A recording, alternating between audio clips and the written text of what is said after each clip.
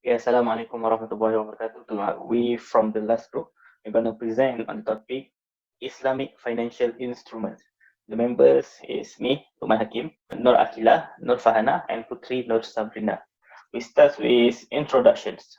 What are the significance of Islamic financial institution to Malaysia banking industry? Before this, Malaysia already have a conventional bank. They got Maybank, but why we need Islamic bank in Malaysia? First of all, the majority in Malaysia is Muslim, and in Islam there is three things that need to consider in doing contracts. First of all, we need to eliminate riba, we need to eliminate gharar, and we need to eliminate maisir. Starting Islamic banking in Malaysia provides the customer to choose conventional product or Islamic product. So when there is variety of products, there will be more competitive, and the product offered will be more consumer friendly. So how well the performance? If you can see to this, most of the conventional bank already open Islamic windows in their bank. They show us that Islamic banking in Malaysia is doing so good. And what are their offered product? Some of the offered product is BBA, baik bisa mani ajil. We got ijarah contract, which is leasing. We got mudarabah, and like in muamalat, they got arahnu. Next is background of Bank Muamalat Berhad, Malaysia Berhad. Bank Muamalat Malaysia Berhad is second fully fledged Islamic bank in Malaysia. The first fully fledged Islamic bank is Bank Islam, and Bank Muamalat is the combination of two banks, which is Bank Bumi Putra Malaysia Berhad, Bank of Commerce and Berhad, and BBMB Kewangan.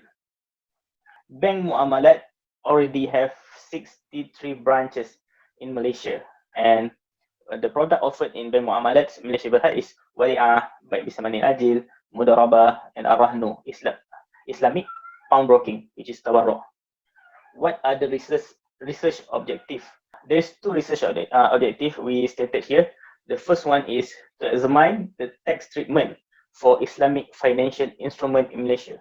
We already know how tax treatment for the conventional bank. We know what to do with the interest, with dividends.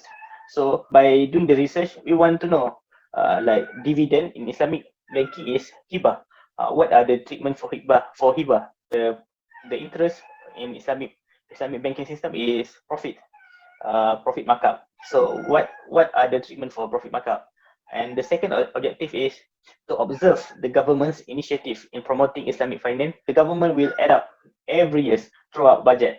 We want to know what are the changes made by government throughout the year, and what government have provide in the budget to help Islamic banking in Malaysia to grow and being competitive with conventional bank. Moving on to methodology. The first one is this is a qualitative method, which means we doesn't do survey. This research is qualitative. We get the information throughout two things. First, virtual interview, and the second one is we review published literature. The virtual interview we already done with tax department of Bank Muamalat Malaysia Berhad, and we provide the question and they already answer to us. And after we get the information from the interview, we review published literature. So the published literature will be the detail, the explanation on what was the product is about, and so on. So maybe that's all. I pass the floor to my friends. Bismillah, my name is Sabrina and I will continue with our research findings. Malaysian tax law were revised and several amendments have been made to cater the tax treatment issues of Islamic finance.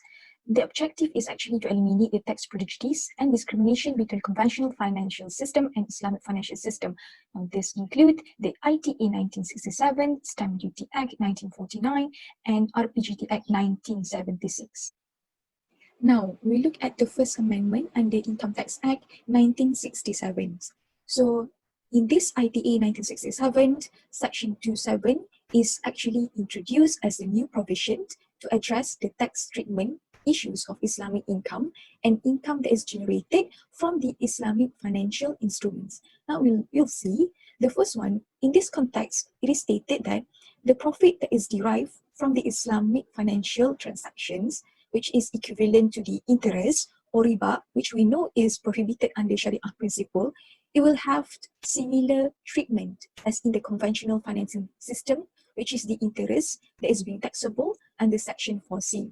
Now, before the amendments of Section 27 ITA, the profits or gains that is sources from the Islamic investment in the case of business income, it will be taxable under Section 4A.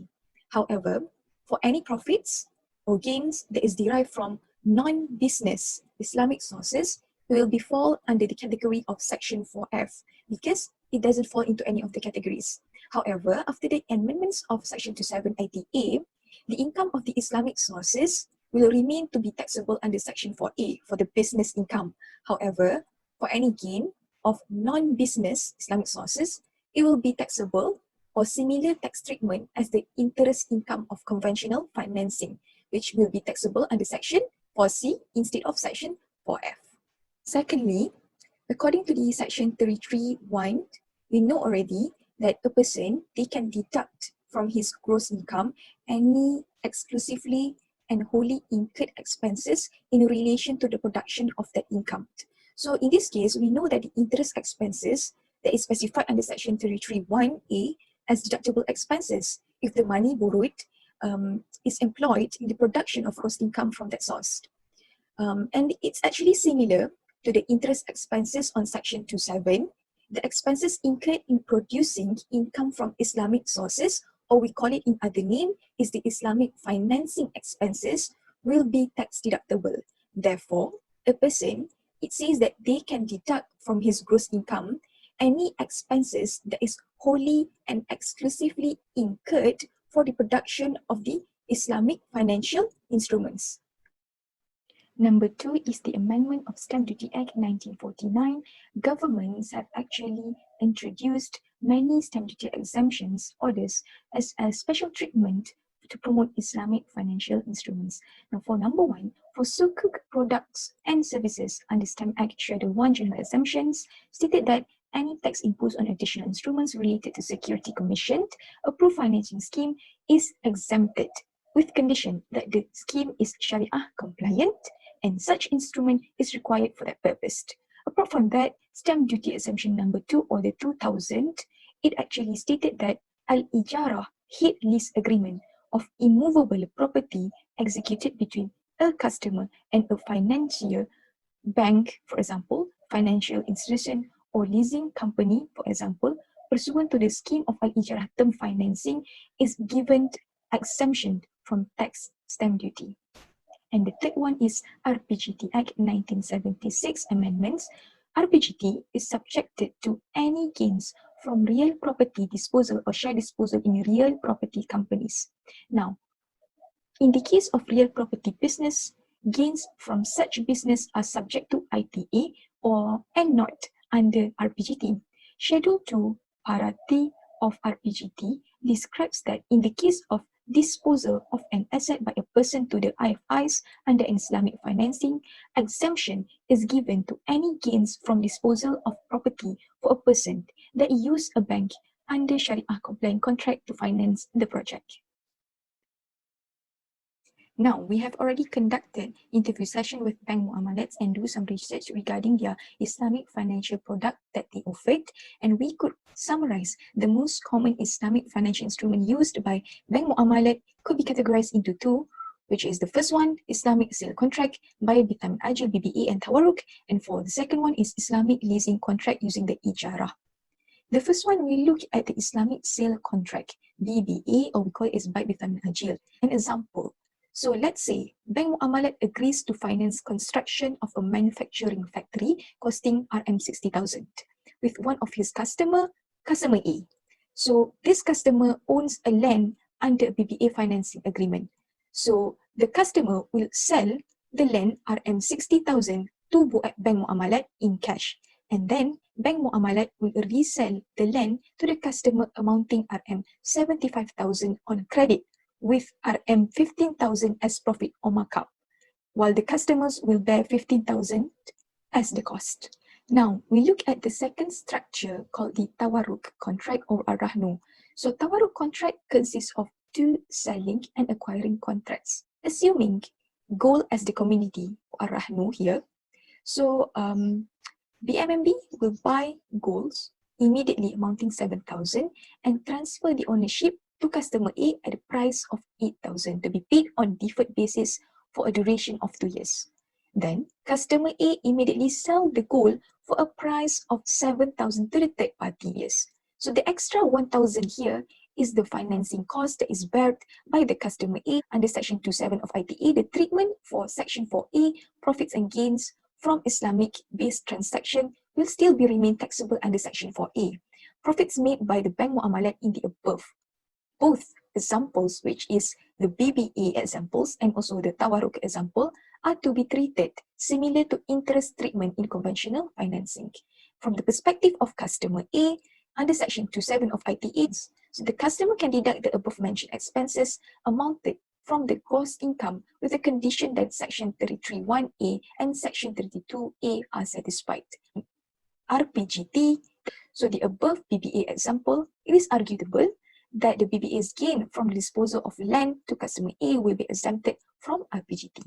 The Islamic leasing contract used by Bank Muamalat is Ijarah. Bank Muamalat agreed to lease automotive machines to robotic company owned by customer A, amounting RM 500,000 for a 12 period years against RM 400,000 annually paid on installment basis over the period of leasing.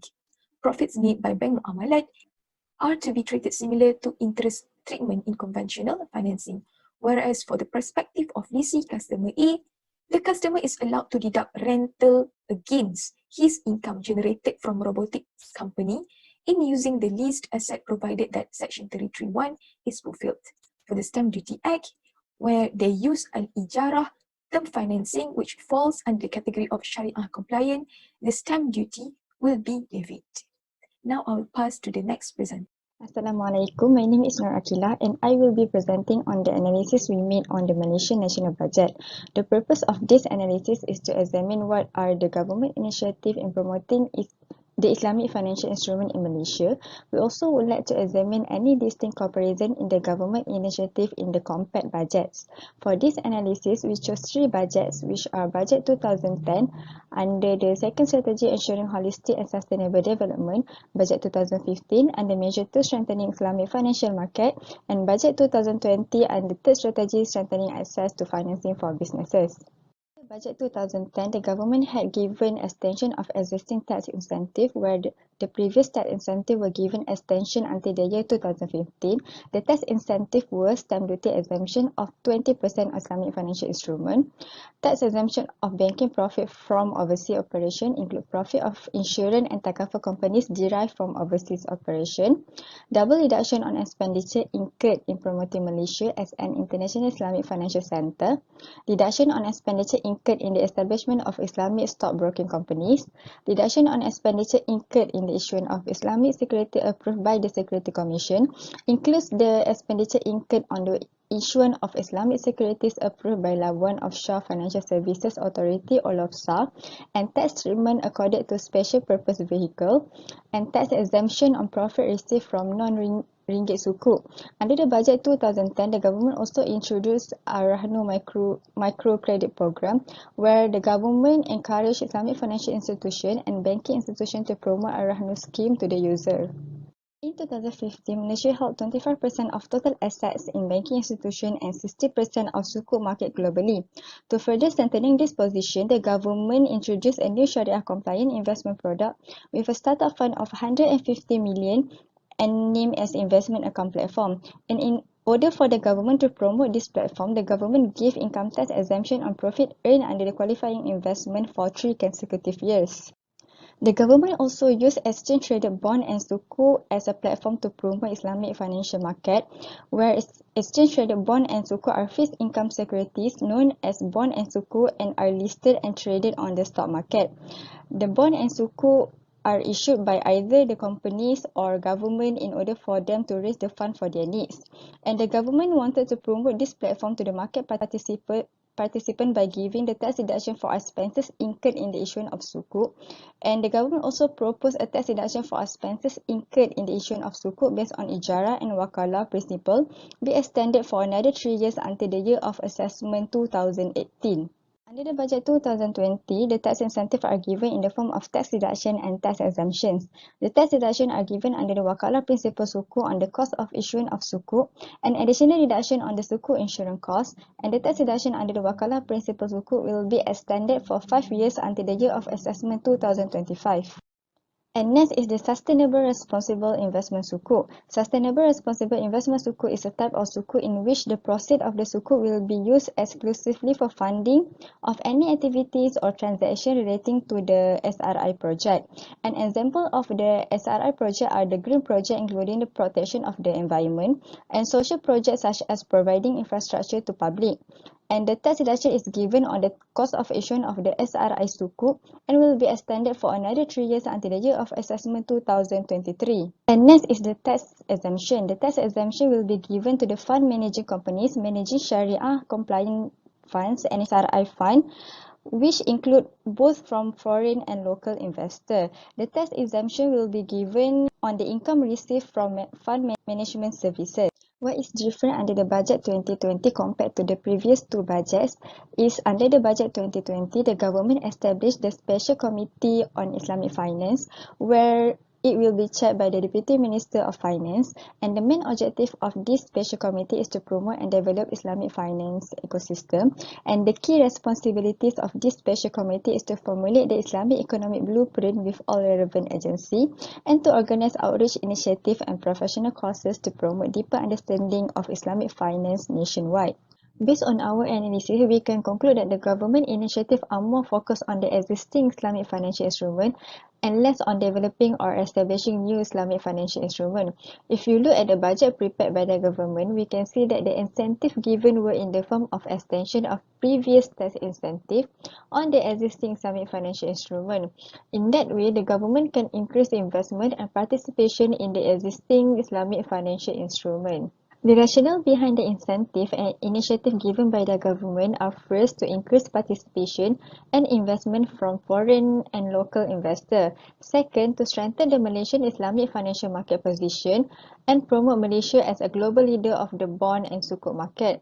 And lastly, the government also want to enhance control by establishing the special committee in charge on the development of the Islamic financial market. Who can enjoy the tax incentive related to Islamic financial instrument? The tax incentive can be enjoyed by the sukuk issuing company such as financial institution, the company which established SPV for the purpose of sukuk, fund managing company which manage fund from Islamic financial instrument, and also the individual investor who invest their money in the Islamic financial instrument. That's all from me. I'll pass the presentation to the next presenter. Thank you.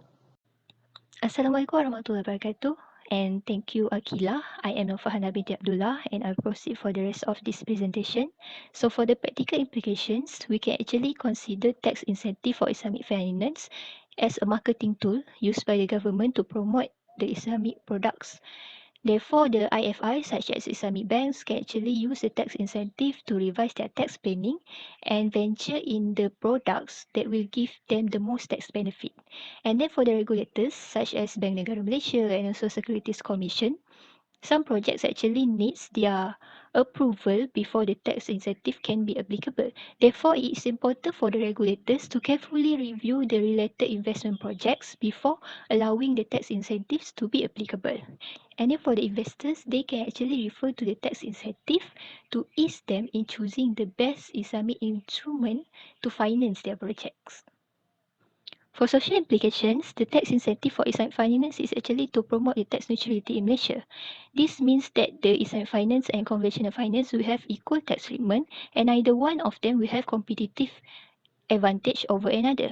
This will create a healthy competition between Islamic and conventional sector and will actually opens the society mind to give more support for Islamic products and reduce the negative impacts of interest-based products such as income disparity, and all of these factors will actually create a harmonious society.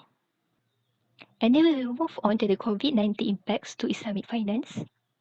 The first one, as you know, the Malaysian banks are providing a 6-month moratorium for its customers, which means that the customers can defer their loan payment from April to September 2020, and this deferment will actually result to a deferment of 6 months profit by the bank and actually reduce in net income for the year. As there will be a less income, there will be also less tax payable to the government. However, the expert predicts that there will be more variety in Sukuk issuance as it is an important source for long-term capital to the government and big industry players, primarily for social funds project to ease recovery from COVID-19. And the expert also said that Islamic investment is a more stable choice than interest-based investment as it is less volatile during the uncertain times, such as the current condition now. Therefore, as there will be more variety in Sukuk issuance, there is a possibility of new variety in tax incentive too in the future. For the conclusion, we start with our research limitations. Like other groups, we cannot conduct face-to-face interview due to COVID-19. We also have problem to obtain example of tax competition as it is confidential. Therefore, we need to depend on the published articles. However, there are not many related formal research for us to analyze. And then we are also concerned that the societies and the understanding for the complex Islamic instruments and its tax treatments will not reach the whole society and actually makes the government's effort to promote this sector to be ineffective. But I must say that we can be proud of the Islamic finance sector in Malaysia as it already puts Malaysia on the global map. We have tremendous support from the government in terms of tax legislations and collaboration with international institutions. We also have diverse set of industry players, not only from Malaysia but also from other countries. And Malaysia is also currently a leader among 56 countries for Islamic financial institutions. So that's all from me. Thank you for listening. Assalamualaikum warahmatullahi wabarakatuh.